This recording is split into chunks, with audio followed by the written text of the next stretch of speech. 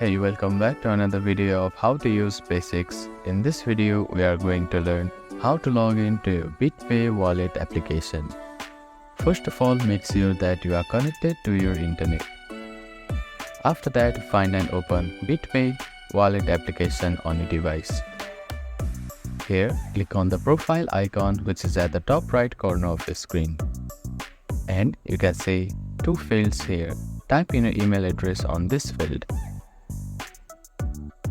Now type in the password of your account here. After that, click on Login button to log into your BitPay Wallet application. If you have trouble logging in, click on the link which is at the bottom in your screen.